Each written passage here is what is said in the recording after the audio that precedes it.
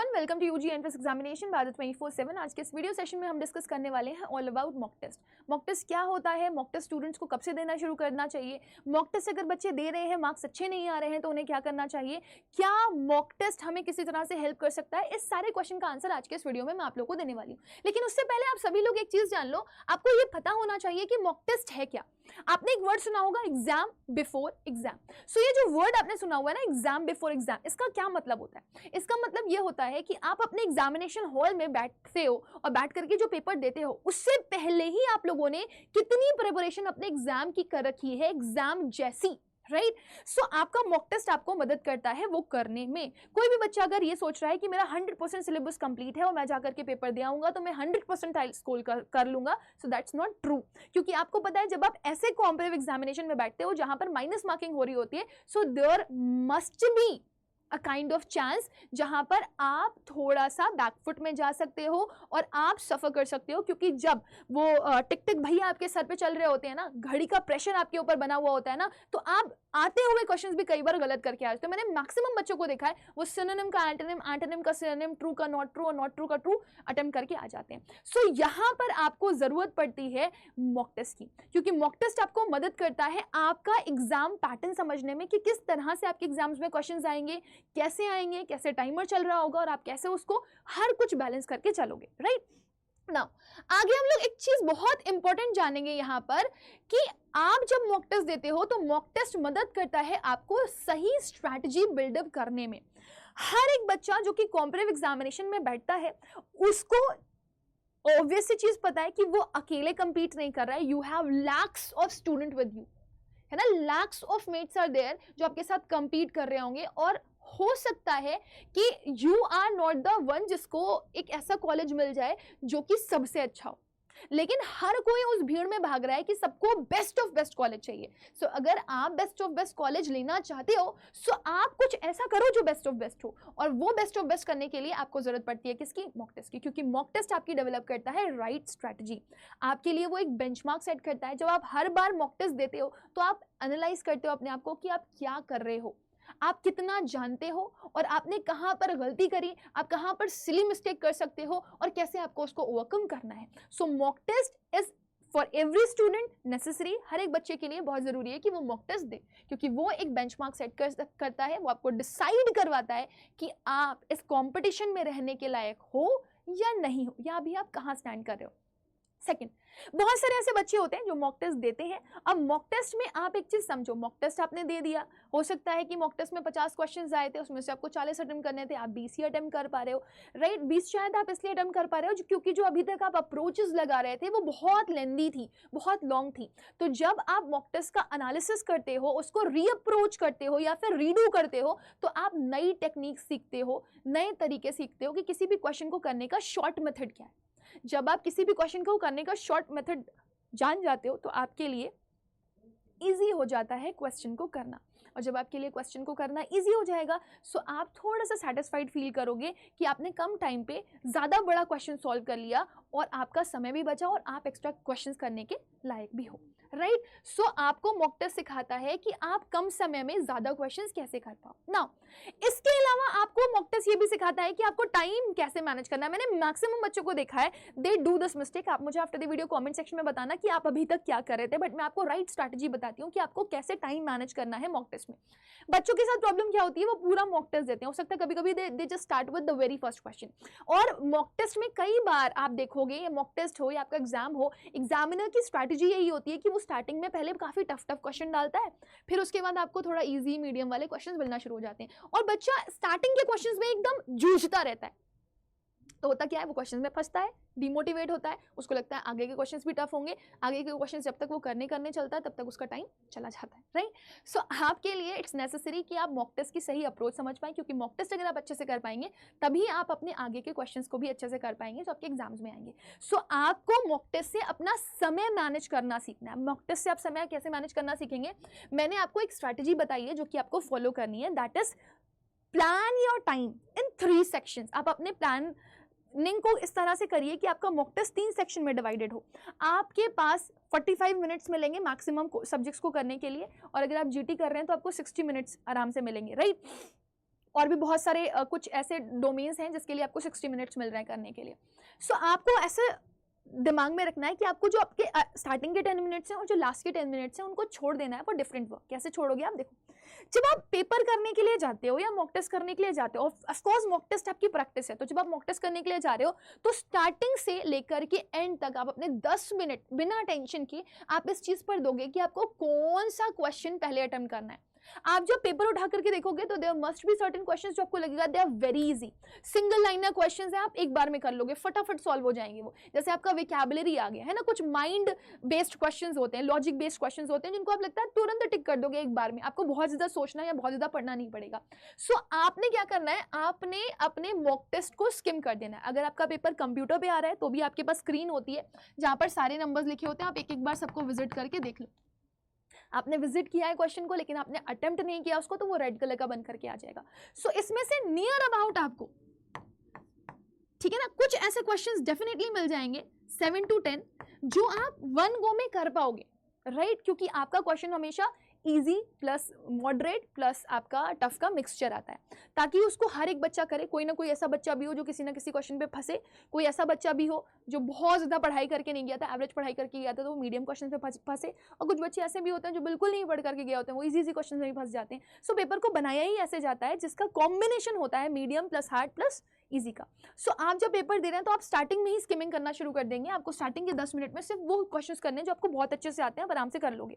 फिर आता है आपका सबसे बड़ा टेन्योर जो कि आपकी सेकंड विजिट होती है क्वेश्चंस के लिए। इसमें आप वो क्वेश्चंस अटेम्प्ट करते हैं जो कि आपको लगता है कि नहीं ये थोड़े से टाइम टेकिंग हो सकते हैं, बट आप इनको कर लोगे। अब कुछ टॉपिक होते हैं जिन पे आपको बहुत कॉन्फिडेंस होता है। सपोज अगर आपने कोई भी टॉपिक पढ़ रखा है, इंग्लिश में टॉपिक पढ़ रखा है, आपने रीडिंग कॉम्प्रिहेंशन की डेली बेसिस पे प्रैक्टिस करी है, आपने सोचा कि नहीं मैं रीडिंग कॉम्प्रिहेंशन कर लूंगा, लेकिन रीडिंग कॉम्प्रिहेंशन मैं पढ़ करके ही करूंगा। और believe me, reading comprehension rearrangement से बच्चे इतना घबराते हैं, वो काफी हद तक ईजी आते हैं, लेकिन लास्ट मोमेंट पे करने के चक्कर में उनके पास टाइम ही नहीं बचता और उसे नहीं कर पाते, क्योंकि रीडिंग कॉम्प्रिहेंशन को आपको टाइम देना पड़ता है, पढ़ना पड़ता है, राइट? ऐसे ही जब आपके मैथ्स में लेंदी क्वेश्चन आ जाते हैं, कैलकुलेटिव क्वेश्चन आ जाते हैं, तो बच्चे उन्हें छोड़ आते हैं, जबकि कैलकुलेशन जरूर होगी लेकिन वो आपसे आराम से हो जाएगा, तो बच्चे घबराते हैं इसमें। तो ये जो सबसे बीच वाला टाइम है आपका, ये मैंने 45 मिनट्स के हिसाब से बनाया है, आप 60 मिनट के हिसाब से भी बना सकते हैं। तो आपका जो मैक्सिमम टाइम है 25 मिनट, वो आप उन क्वेश्चंस को देंगे जो आपको लग रहा है कि थोड़े से कैलकुलेटिव है लेकिन आपसे हो जाएंगे, राइट?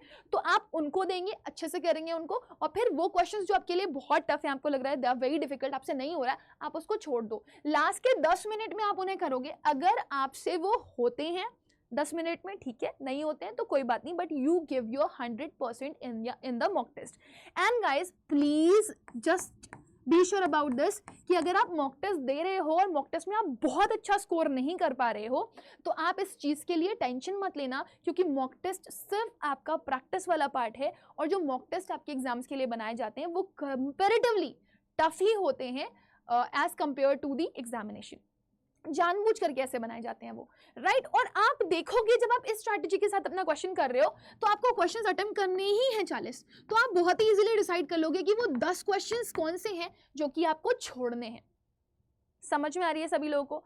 ऐसे ही अगर आप जीटी का कर रहे हैं तो 60 में से कौन से 10 क्वेश्चंस आपको छोड़ने हैं वो आपको आइडिया लग जाएगा, राइट? सो आप एक बार इस अप्रोच के साथ करिएगा, और मॉक टेस्ट देने के बाद फिर आप इस वीडियो पे विजिट करिएगा और आप मुझे बताइएगा कि ये विजिट करने के बाद आपने मॉक टेस्ट दिया और फिर आपका इस अप्रोच के साथ मॉक टेस्ट में स्कोर बढ़ा या नहीं। I will be waiting for you, right? ठीक, अब इसके बाद आप समझे, बहुत जरूरी है आप लोग के लिए अंडरस्टैंड करना बेटा, it's not a cup of T, and I will even say it's not a rocket science too. आपको मॉक टेस्ट मदद करता है प्रैक्टिस करने में और प्रिपेयर करने में। So as I said, do not feel demotivated if you are not able to score good in your mock test. Mock test को करने की सही तरीका क्या होता है? आप पहला तो अपने टाइम मैनेज कर लें, जो मैंने आपको टाइम बताया है आप वो करें। अब आपने मॉक टेस्ट दे दिया, सपोज आपने 50 क्वेश्चन में से 40 क्वेश्चन अटेम्प्ट करने थे, आपने 40 क्वेश्चन अटेम्प्ट नहीं कर पाए, आपसे नहीं हुए सारे क्वेश्चन। सपोज एक पल के लिए मैं ले लेती हूँ, आपने 20 क्वेश्चन किए, you have done 20 questions. So 20 questions, आपने जो भी 20 क्वेश्चंस किए उसमें से आपके 15 क्वेश्चन सही हुए और हो सकता है आपके 5 क्वेश्चन गलत हो गए। These were right and these were wrong. अब आपने 15 क्वेश्चंस जो किए वो सही थे, तो व्हाई वर दे करेक्ट? ये क्यों सही थे, राइट? ऐसा तो नहीं है कि आपने तुक्का मार दिया, जैसा कई बार होता है वी डू जस्ट जय माता दी लेट्स टॉक करके हम लोग क्या कर देते हैं, तुक्का मार देते हैं। बट तुक्का ऑलवेज वर्क नहीं करता। बोलते हैं ना, नकल के लिए भी अकल चाहिए होती है, तो तुक्के के लिए भी आपको अकल चाहिए होगी। सो आपने क्या करना है, आपने चेक करना है। आप कॉन्फिडेंट मत हो जाना यार मेरे 15 क्वेश्चन सही हो गए। आपको ये एनालाइज करने का मौका मिला है, तो जब आप क्वेश्चंस को क्या कर रहे हो, सही कर रहे हो, तो भी आपको पता होना चाहिए कि आपने क्यों सही किया। क्या आपको रूल आता था इसलिए आपने सही किया, या फिर आपने तुक्का मार के सही किया, और वो भी तुक्का आपने गेसवर्क जो किया है, वो गेसवर्क भी आपका लॉजिकल था या नहीं था, राइट। प्लस अगर आपके 5 क्वेश्चन गलत हो रहे हैं, so why are they wrong? क्या आपको टॉपिक ही नहीं आता है, या फिर आपने सिली मिस्टेक की वजह से रॉन्ग किया है, या फिर ऐसा हो गया था कि आपने क्वेश्चन गलत पढ़ लिया था। अलग अलग रीजंस हो सकते हैं ना। तो जब आपको ये पता चल जाएगा कि आप गलत कहां पे हो, और जब आपको ये पता चल जाएगा कि आप सही कहां पे हो, तो आप अपने पॉजिटिव और नेगेटिव्स पे वर्क कर पाओगे। जो अच्छा है उसको और अच्छा करने की कोशिश करनी है, और जो खराब है उस पर एक बार काम करने की तो जरूरत है।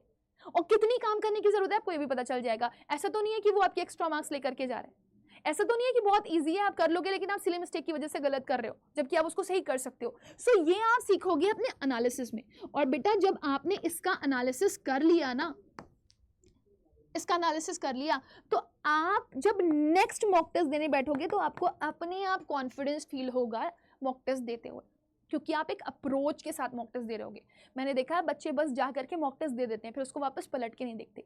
आप मॉक टेस्ट का एनालिसिस करने के बाद इसको एक बार जरूर से जरूर रीडू करा करिए, it will help you a lot, right. अच्छा, इसके अलावा आपको ये चीज़ ध्यान रखनी है कि एनालिसिस आपका बहुत ज़्यादा ज़रूरी है। एनालाइज अगर आप अपने आप को नहीं कर रहे हैं तो आप सफ़र करेंगे मॉक टेस्ट में। Mock test is not all about कि आप बस ये एग्जाम की तरह उसको दे करके चले आए, देखा जाएगा कितने मार्क्स आएंगे, नहीं। वो आपकी एनालिसिस के लिए है। आप उसको एनालिसिस के फॉर्म में रखिए और उसको रीडू जरूर करिए, ताकि आप चेक कर पाएं कि आपके पॉजिटिव्स और नेगेटिव्स क्या है, right. So I hope guys आप लोग को इतना अच्छे से समझ में आ गया होगा। लेकिन मैं आप लोग को छोटी छोटी सी चीज़ें ज़रूर बताना चाहूँगी। बहुत सारे बच्चे सिलेबस कंप्लीट होने का वेट करते हैं और वो मॉक टेस्ट बोलते हैं कि आराम से देंगे। अब कई बच्चों के साथ प्रॉब्लम ये है कि वो 12th अभी कर रहे थे, तो सिलेबस ही उन्होंने अभी शुरू किया है। तो ये एक बेवकूफ़ी है। आप सिलेबस एंड करने का वेट ना करें। आप अगर अभी से ही स्टार्ट करना चाहते हैं मॉक टेस्ट, तो आप दे दें, कोई प्रॉब्लम नहीं है। हो सकता है कि आपने मॉक टेस्ट दे दिया, अब आपको कुछ नहीं आता था, आपने मॉक टेस्ट दिया, आपके हो सकता है माइनस में मार्क्स आ जाए। वैसे ऐसा होता नहीं है, कुछ चीज़ें तो होती हैं, कॉमन होती हैं, आपको आती हैं। लेकिन अगर फिर भी आपके बहुत कम मार्क्स आ रहे हैं तो भी आप परेशान मत होइएगा। आपको एटलीस्ट ये पता चल जाएगा कि आप कहाँ स्टैंड कर रहे हो, और अगर आपके एग्जाम्स में इस तरह का क्वेश्चन पेपर आ गया तो आपके कितने नंबर आएंगे। सो आप या तो डरोगे, है ना, और डर करके काम करना शुरू कर दोगे, या तो आपके अंदर कॉन्फिडेंस डेवलप होगा कि जब मैं इतना कर सकता हूं तो मैं और भी कर सकता हूं। सेकेंड इंपॉर्टेंट पॉइंट इज गलती मत करना। वेट कर रहे हो बहुत लंबा, अभी स्टार्ट करो, आज जाओ जाकर के मॉक टेस्ट दो। अगर आपको नहीं पता है मॉक टेस्ट कहाँ से देना है, तो अभी मैं वीडियो के एंड में आपको ये भी बता दूंगी कि आपको मॉक टेस्ट कैसे देना है, कहाँ से देना है। थोड़ा सा टायरिंग हो सकता है आप लोगों के लिए मॉक टेस्ट देना, उसका एनालिसिस करना और उसको रीडू करना, लेकिन जब आप हैबिट में आ जाओगे so you will love it. और कोशिश करिए कि आप एटलीस्ट एक वीक में कम से कम एक सब्जेक्ट के 2 मॉक टेस्ट जरूर दें। ये आपको काफी हेल्प करेगा स्कोर करने में। आप देखेंगे जितना आप normal subject wise, topic wise अपना सिलेबस कंप्लीट कर रहे थे, उससे ज्यादा आपको कॉन्फिडेंस इसमें मिल रहा है। एक चीज याद रखिएगा, परसेंटाइल मैटर नहीं करता, कितने मार्क्स आ रहे हैं मैटर नहीं करता, लेकिन आप कितने अच्छे से उसको सीख करके उसको ओवरकम कर रहे हैं, ये मैटर करता है। तो अपने मार्क्स खराब आने की वजह से डिमोटिवेट मत होइएगा। देखिएगा कि आप कितना सही हैं, कितना गलत है अपने पार्ट पे, दैट मैटर्स अ लॉट, क्योंकि इससे आपकी स्पीड और एक्यूरेसी बनेगी। अगर आपको स्पीड और एक्यूरेसी इंप्रूव करनी है तो आप मॉक टेस्ट दें। प्लस आप स्पीड पे अभी मत जाएं, आप पहले एक्यूरेसी पे वर्क करें। जब आपने एक्यूरेसी पे वर्क करना शुरू कर दिया, आपकी स्पीड अपने आप बढ़नी शुरू हो जाएगी। सो आई होप गाइस इतना आप लोगों को अच्छे से समझ में आ गया होगा। और हर दिन जब आप मॉक टेस्ट देने के लिए जा रहे हो तो आप अपना गोल सेट करके रखें कि आज मुझे, जैसे मान लो आपका पेपर 200 मार्क्स का है, तो आपने सेट करके रखना है गोल कि आज मैं 100 स्कोर करने की कोशिश करूंगा। अगली बार आपके दिमाग में ये होना चाहिए कि मैं आज 150 स्कोर करने की कोशिश करूंगा। मतलब आप अपने टारगेट्स अपने आप को खुद दे सकते हो। आपका धीरे धीरे कॉन्फिडेंस भी ये बढ़ाएगा और आप ज्यादा मेहनत करने की कोशिश उस पर करोगे, right. So with this my dear student, let me just end with the session, but be sure about this कि आप लोग ये गलती बिल्कुल भी ना करें कि आप सारा कंप्लीट करने के बाद सिलेबस जा रहे हैं मॉक टेस्ट देने के लिए। अभी से स्टार्ट कर दें, आप अपने आप को चेक कर पाएंगे, ठीक है ना। और फ्रीक्वेंसी ऑफ मॉक टेस्ट क्या होनी चाहिए, मैंने आप लोग को पहले भी बताया। हफ्ते में अगर आप एक पर्टिकुलर सब्जेक्ट से रिलेटेड 2 मॉक टेस्ट दे रहे हैं, वो आपके लिए सफिशिएंट है फिलहाल। लेकिन जब मई वाला टाइम आ जाएगा, जब 15 दिन आपके पास बचेंगे, तो स्टार्टिंग के 15 दिन में आपको थोड़ी सी अपनी फ्रीक्वेंसी बढ़ानी पड़ेगी। तो कोशिश करिए कि आप अप्रैल में अपना सिलेबस कंप्लीट कर दें। उसके अलावा आपको ये भी समझ में आना चाहिए कि जो मॉक टेस्ट हैं वो 2 तरह के होते हैं, एक होता है सेक्शनल मॉक टेस्ट और एक होता है आपका ओवरऑल मॉक टेस्ट। तो आप कौन सा मॉक टेस्ट देना चाहते हैं? अगर आप चाहते हैं कि आप सब्जेक्ट वाइज इंप्रूव करें तो आप अपना सेक्शनल मॉक टेस्ट दें, और अगर आप चाहते हैं कि आप ओवरऑल इंप्रूव करें तो आप अपना पूरा जो फुल लेंथ मॉक टेस्ट है वो दें। So I hope you got it guys, इतना आप लोगों को समझ में आ गया होगा। बाकी बच्चों के पास ये बहुत बड़ी दिक्कत होती है, बच्चों को समझ में नहीं आता कि मैम मैं मॉक टेस्ट दूं तो कहाँ से दूं। तो मैं आप सभी लोगों को बता दूं, आपके पास अड्डा 24/7 की ऐप है। अड्डा 24/7 में आपको बहुत अच्छी अपॉर्चुनिटी मिल रही है कि आप अपनी प्रेपरेशन करें, मेहनत करें और उस पर वर्क करें। ठीक है, बहुत सारे ऐसे बच्चे होंगे जिनको कुछ नहीं आता, अभी कुछ नहीं पता उन्हें कहाँ से प्रिपेयर करना है, वो वन टाइम रिविजन ढूंढ रहे हैं, तो वो ऑल कोर्सेज पे जा सकते हैं, यूजी पीजी एग्जाम्स में जा सकते हैं। यूजी पीजी एग्जाम्स में आप जैसे ही जाओगे, you have Mahapack science commerce and arts, जिस भी फील्ड से हो आप उस पर आप एंटर करो। आप जैसे ही इसमें एंटर करोगे, यू सी यू हैव प्रतिज्ञा प्लस प्रतिज्ञा batch. Can you see this? आपको प्रतिज्ञा प्लस बैच के लिए जाना है। अगर प्रतिज्ञा प्लस बैच के लिए जाएंगे तो यहाँ पे आपको क्लासेस के साथ साथ आपके मॉक टेस्ट भी मिल जाएंगे, वो भी दोनों फॉर्म में, ऑनलाइन प्लस ऑफलाइन। सो जब आप इसको देखोगे तो दिस कॉस्ट 3229। अगर आपको लगता है कि आपको मॉक टेस्ट देना है अपना, सो आप इस पे जाएं। अगर आपको टॉपिक पढ़ना है तो आप टॉपिक भी पढ़ सकते हैं, प्लस आपको अगर ऑनलाइन ऑफलाइन मॉक टेस्ट देने हैं तो वो भी आप दे सकते हैं। आप इस बैच को ले सकते हैं by using one code, that is Y484। So it will help you a lot to get maximum discount. So Y484 के साथ आपको ये प्रतिज्ञा प्लस बैच मिल जाएगा, जिसमें आपको क्या क्या चीजें मिल जाएंगी वो मैं आपको समझा देती हूँ। आपको यहाँ पर लाइव क्लासेस मिलेगी। सपोज अगर किसी बच्चे को नॉलेज नहीं है, उसे वन टाइम रिविजन करना है, तो आपको लाइव क्लासेस यहाँ पे मिल रही है। You will get your doubt sessions here, ठीक है ना। इसके अलावा आपको teachers handwritten PDF notes यहाँ पे मिल जाएंगे। आपको यहाँ पर मॉक टेस्ट मिल जाएगा, and that too online plus offline, online plus offline, ठीक है ना। और इसके साथ साथ बेटा आपको यहाँ पर एक और अच्छी चीज़ जो मिल रही है वो है काउंसलिंग। अगर आपको लगता है कि अगर आपको किसी भी तरह का कोई डाउट है रिलेटेड योर काउंसलिंग पार्ट, सो आप यहाँ पर काउंसलिंग सेशंस भी अटेंड कर सकते हैं जो आपके सैटरडे संडेज में होते हैं। So use this code, get the maximum discount, share it with your all friends, it will help you आपका एग्जाम और बेहतर बनाने में।